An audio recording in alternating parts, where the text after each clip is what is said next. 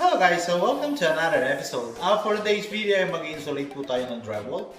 At yung insulate po natin ng drywall ay sa basement po na may 2 feet cut. At yung stand po nito ay bakal, hindi po katulad ng sa likuran po na kahoy. Guys, ano nga ba itong insulation? Guys, yung insulation po ay ito po yung humaharang sa lamig na galing sa labas. Kasi dito po sa ibang bansa, lalong-lalo na dito sa Canada, napakalamig po during winter. Kaya yung mga wall po dito, yung exterior wall po, hindi po basta-basta wall lang yan. May insulation po yan sa loob. Okay guys, umpisa na natin. Let's go! Ito guys yung insulate natin. Igugulo natin ang acoustic seal para ma-secure yung vapor barrier para hindi pumasok yung moisture at lamig. Yung insulation na gagamitin natin R20 yan guys, kasi R20 yung dati yung ganyan parang vapor barrier.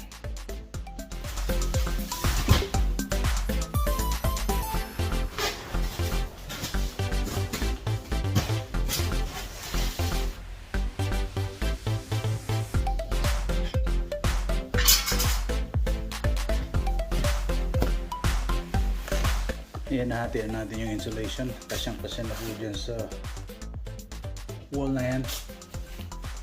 Metal na yan. Body 24 yung pagitan sa gitna. Yan po, kasya na po yan.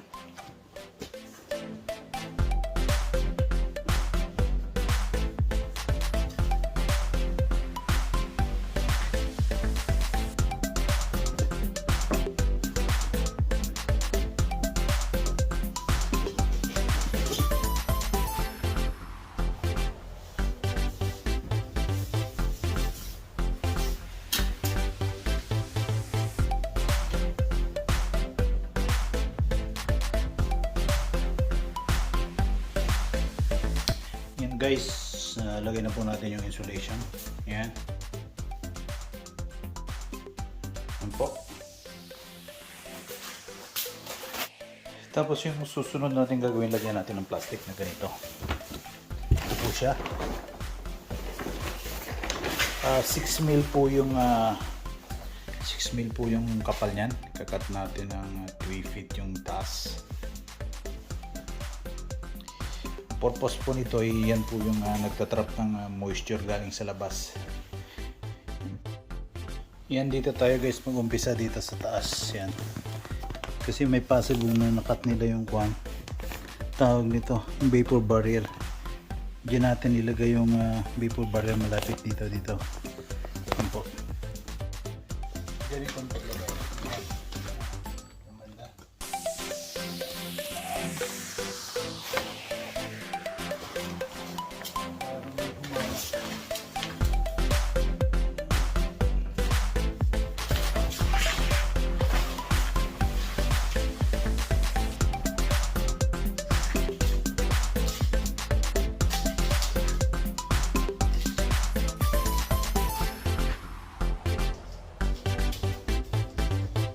Tapos lagyan natin itong tape.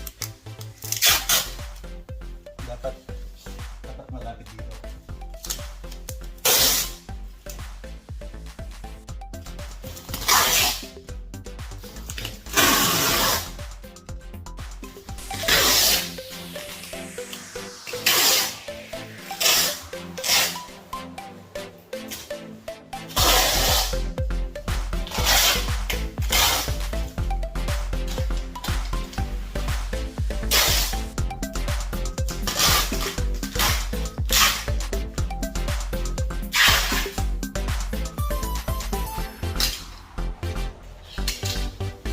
Guys, pagdating naman sa electrical outlet, ganito po, atin na natin.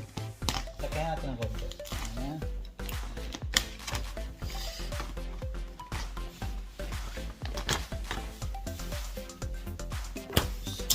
Suba natin.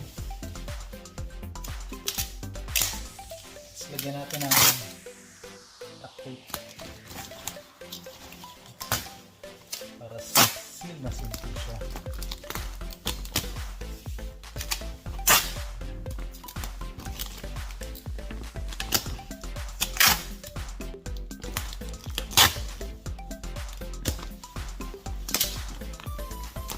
natin ang maigi. At guys, kung nakikita sa ilalim, hindi natin magamitan ng stapler kasi bakal. Yeah.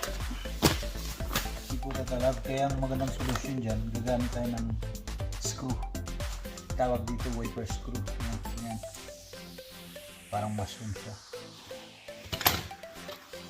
Screw lang natin dito mga 2 to 3 inches on the ground. Yan. Yan na guys. Yan na siya. Yan ganyan. Nakakahawak po siya ng vapor barrier. Iba natin naman yan. Just parang mag-hold yan.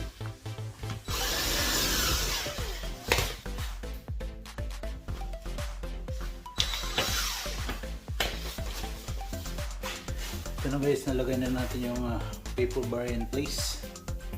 Yan, ayan po siya. Tapos yung ilalim nito, kaya nakaangat ng 2 inches. Yan. Silalagyan natin ng sealant. Ito po. Para mas lalong silyado. Ilagay po tayo. Iangat lang natin ang ganyan.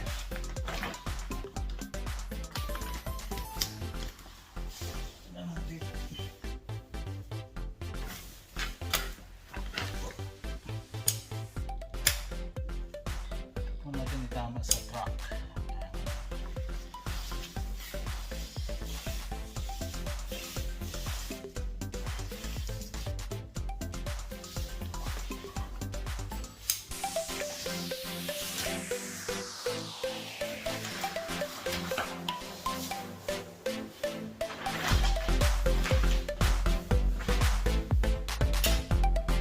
Tapos tanggalin natin ito.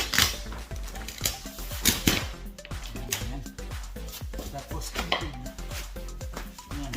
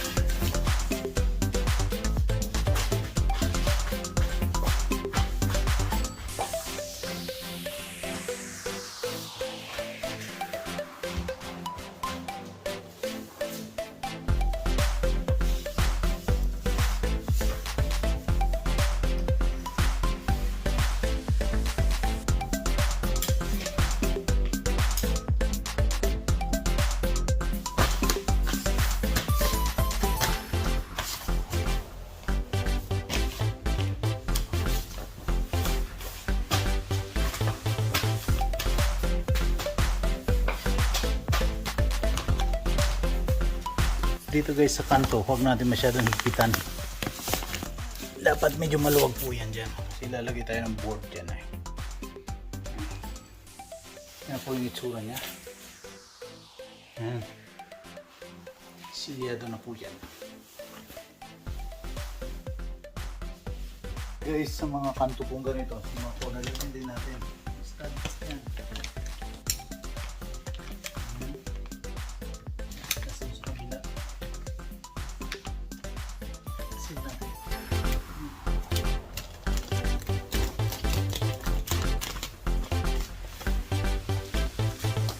Okay guys, tapos na po.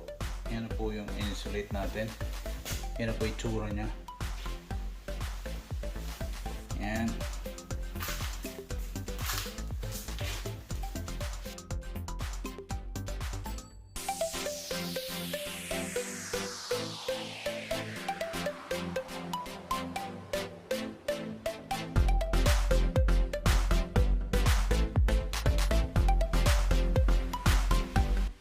At guys, maraming salamat po sa panonood at sana po ay may nakuha kayong idea sa video na to. At kung bago ka pa lang sa channel na ito, please do subscribe and like and share.